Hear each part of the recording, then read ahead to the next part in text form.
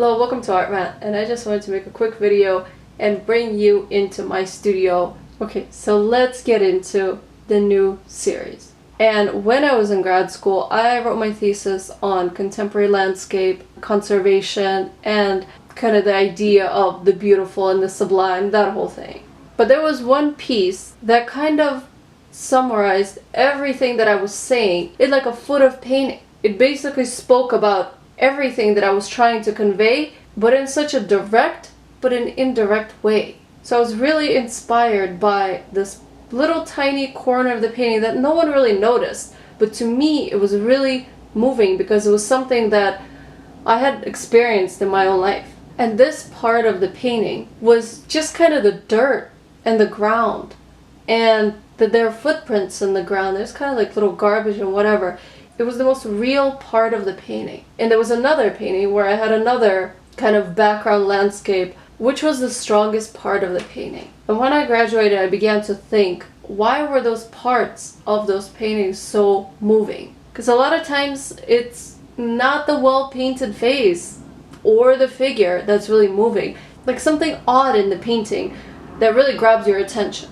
So instead of thinking of conservation in this kind of grand way, that there is parts of the world that should be national reserves, and there are parts like the city, like New York City, whatever, we're gonna trash it, doesn't really matter, it's meant to be filled with garbage.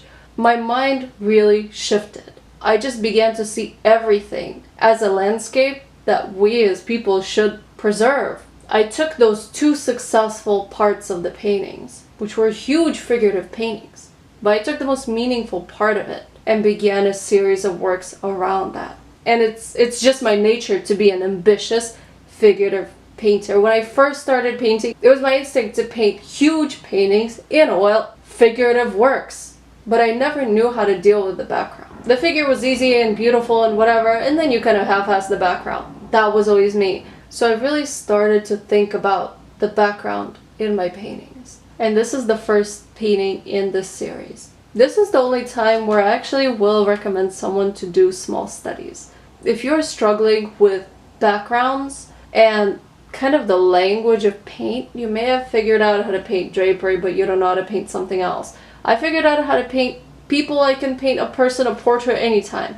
But for me, it was the backgrounds that were always a struggle. So here, I took out the figure and I did the small study just to learn how to paint something so complex as ground and foliage. Like, how do you do that? Are you going to paint every single leaf? Like, that's a very, very complex subject matter. Because I'm not going to get a tiny brush and paint every single leaf. I needed to figure out a language, a system, like a calligraphy for painting this complex landscape.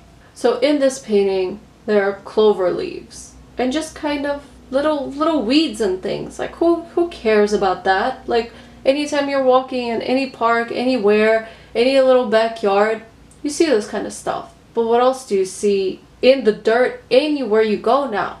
Anywhere. Little reminders kind of human convenience. We've pretty much polluted everything.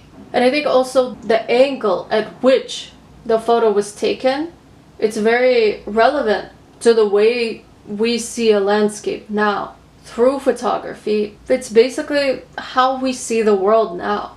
We don't see it in a very idealized and kind of this filtered way that old masters used to paint it, where they would paint out all the whatever was not ideal and pretty. I think now that's photography has raised the bar for social realism and realism around us, because when you take a photo, you see the little whatever's in there, whatever junk, you see it all. So this was the first painting in the series where I was just using it just to learn. And I knew I wasn't going to show this painting to anyone. I knew this thing was not going to go to a collector, to a gallery owner, to be in the show.